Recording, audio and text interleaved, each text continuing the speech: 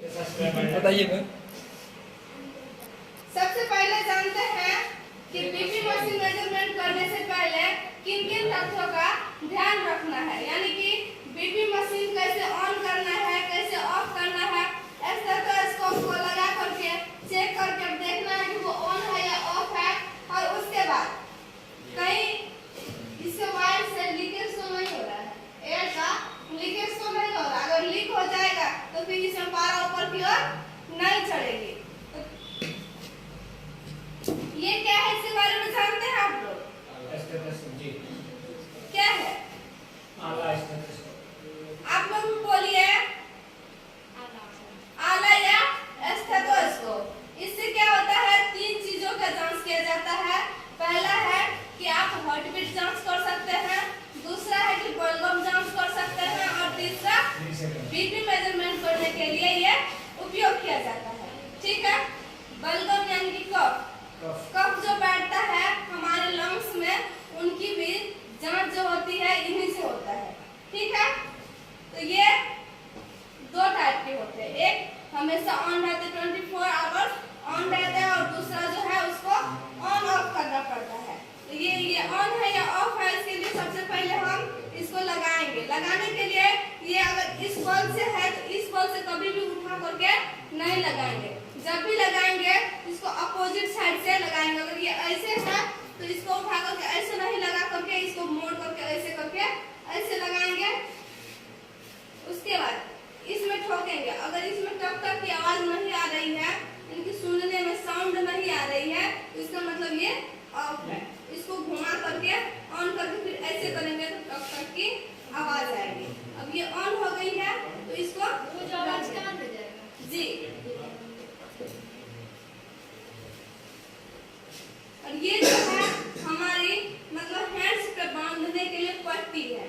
पट्टी बांधते, पट्टी जानते हैं क्या होता है? कहीं भी वो लपेटा जाता है, तो हमारे हैंड्स में इसे लपेटा जाता है। और ये क्या है, इसका ट्यूब है, यानी कि इससे एयर को हम पुश करते हैं, जो कि इसमें भी जाता है, ये पट्टी में भी जाता है, और साथ ही साथ ये पारा को ऊपर की ओर चढ़ाने का कार्य करती है। अगर हम एयर पुश न करें, किसी कारणवश से इसमें लीकेज रहेगा तो एयर पुश नहीं होगा, और उससे क्या होगा, पारा ऊपर की ओर नहीं चढ़ेगा। जब तक पारा ऊपर की ओर नहीं चढ़ेगा तब तक क्या होगा कि बीपी मेजरमेंट नहीं हो सकता है। और एक बात ध्यान में रखना है कि बीपी ऑन है या ऑफ है। इनको मतलब सबसे पहले देखना है कि बीपी ऑन है या ऑफ है। अगर ये ऑफ है तो सबसे पहले इसे ऑन करना पड़ेगा। ये इनके बारे में तो हमें नहीं पता है, कैसे पता चलेगा कि बीपी ऑन है या ऑफ है?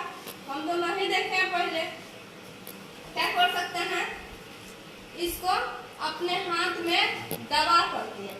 उसके बाद इस बल्ब को, ये जो है हम जहाँ से एयर देते हैं, इसके बगल में जो ये रहता है इसे बल्ब कहा जाता है। ठीक है। इसको टाइट करके अगर एयर पुश करेंगे, वहाँ पारा ऊपर की ओर नहीं चढ़ रही है, इसका मतलब क्या है, ये ऑफ है। उसके बाद जो ये ऊपर की ओर है इसे नीचे की ओर कर देंगे। अगर नीचे की ओर ये ऑफ रहता तो इसे क्या करते हैं, ऊपर की ओर ऑन कर देते हैं। लेकिन इसमें उल्टा है, ये ऊपर की ओर रहता है तो ऑफ रहता है, नीचे करते हैं तो ऑन होता है। ठीक है, यहाँ तक समझ में आ गई है? इन सब तथ्यों को हमेशा ध्यान में रखेंगे। और उसके बाद जब भी किसी को बांधेंगे तो दो चीज ध्यान रखेंगे। हम जो बांध रहे हैं वो कभी भी इस पट्टी को इस वे में नहीं बांधेंगे। मतलब ये दोनों जो ट्यूब है, वायर है, ये दोनों ट्यूब को ऊपर की ओर न रख करके इसे नीचे की ओर रखेंगे। नीचे की ओर रख करके ये जो खुरदरा पार्ट्स होता है इसको ऊपर रख करके इसको प्लेन वाले को नीचे किया जाता है, ताकि हमें बांधने में और चिपकाने में सुविधा हो। और साथ ही साथ हमारे जो हैंड्स की अर्टी और भेंट होती है, सिराएं और धमनियां होती है, उनके बीचों बीच ये होना चाहिए। और हैंड्स के यानी 4 उंगली छोड़ करके उससे ऊपर इसको बांधेंगे। कोई प्रश्न आइए है, जरा आइए आइए, कोई आप ही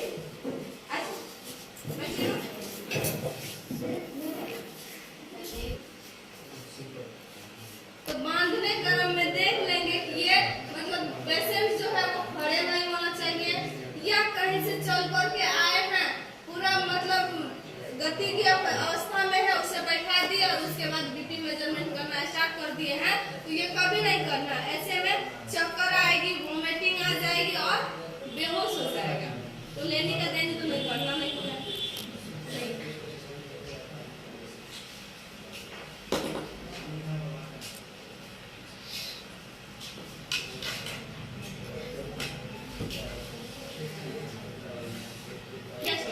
यहाँ जो है 4 उंगली छोड़ करके ऊपर की ओर डाल करके ये अंगूठा से यहाँ दबा देंगे। उसके बाद इसको अंदर की ओर ले जाएंगे और नीचे जो हमारी उंगली है उससे उसे टक कर लेंगे, यानी कि उसे पकड़ लेंगे। पकड़ लिए हैं, उसके बाद इसको यहाँ से थोड़ा सा तान करके लेके आएंगे और ऐसे बांध देंगे। फिर से इसमें चेक करेंगे ये प्रॉपर बंधा है या नहीं। इसमें 2 उंगली को घुसाएंगे, अगर वो आसानी से जा रही है तो वो ठीक है, अगर उससे ज्यादा जा रही है तो इसका मतलब ढीला हो गया है, या नहीं जा रही है तो वो टाइट हो गया है। टाइट की अवस्था में क्या हो जाएगा, चक्कर बहुत जल्दी आएगा, चक्कर आ जाएगी, बेहोश हो जाएगा। तो इन सब बातों को ध्यान में रखना। ढीला भी रहना जरूरी है, ढीला भी रहना जरूरी है जी। 2 उंगली कम से कम 2 उंगली जाना जरूरी है। उसके बाद भाग देखें ये ढीला है, इसको टाइट कर देंगे। उसके बाद इसमें एयर पुश करेंगे। एयर जैसे जैसे पुश करेंगे, टाइट करना है तुम्हें, किधर करना है उसको, लेफ्ट राइट। देखिए ये ढीला है जी, इसको आगे की ओर करेंगे, टाइट हो होगा जाएगा जी। टाइट हो गया। अगर इसको ढीला करना है, जब पुश हो जाएगी एयर, ढीला करने के लिए उंगली जो हम आगे की ओर रखेंगे, सॉरी ये आगे की ओर और नीचे वाला पीछे की ओर रख करके उसके बाद इसे धीरे से दोनों उंगली से ढीला करेंगे। ठीक है, समझ में आ गई जी। देखिए जैसे जैसे एयर पुश करेंगे वैसे वैसे उसमें पारा जो है ऊपर की ओर चढ़ेगा। हो गया। तो मैम इसका लिमिट बताइए, कौन कितना तक रख सकता जैसे है? यंग अवस्था में है तो 160 75 तक जा रहा, 80 तक जा रहा, ठीक है। ये वृद्धावस्था में है तो 200 प्लस जाएगा, 250 के प्लस जाएगा, क्योंकि उसकी नसें जो होती है वो बैठ जाती है। नसें बैठने की अवस्था में क्या होता है कि जल्दी नहीं पता चलता उसका बीपी, इसलिए उसे ज्यादा ले जाएंगे। और जो छोटे बच्चे हैं उसका तो बीपी मेजरमेंट होता नहीं है। छोटे छोटे जो न्यू बॉर्न बेबी है या 12 साल से कम के, पहले तो 18 साल था और 15-16 साल में भी किया जाता है, खान पान की वजह से।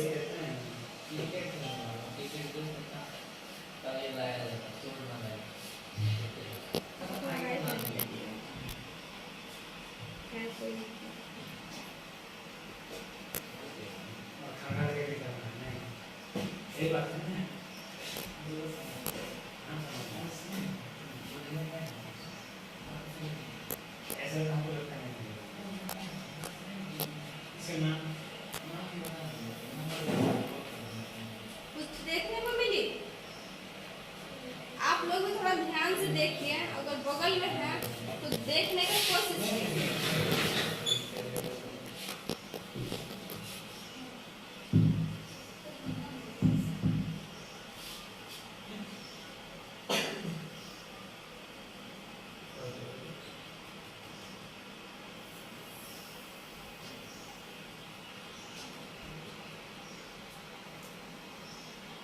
इनकी जो बीपी है, जहाँ से स्टार्ट हुआ है वो 100 है और जहाँ आकर के टक टक करना बंद हो गया है वो 60 है। इसका मतलब क्या हुआ, इसका बीपी जो टोटल 100/60।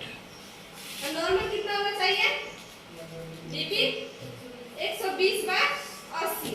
अगर महिलाओं का 100/60 है तो भी नॉर्मल है, 110/70 है तो भी नॉर्मल है। मतलब 60 से नीचे अगर आती है सिस्टोलिक तो दिक्कत है, और डायस्टोलिक, सिस्टोलिक अगर 90 से नीचे आती है और डायस्टोलिक 60 से नीचे आती है तो दिक्कत है, इसका मतलब बीपी लो है।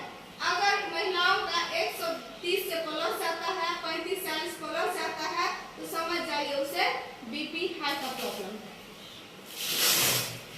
जहाँ से मैम टक टक का आवाज शुरू होती है उसको समाप्त होने की मतलब कगार तक देखना है हमको। जहाँ पे समाप्त हो उनका बीच का दूरी वही हुआ। हाँ।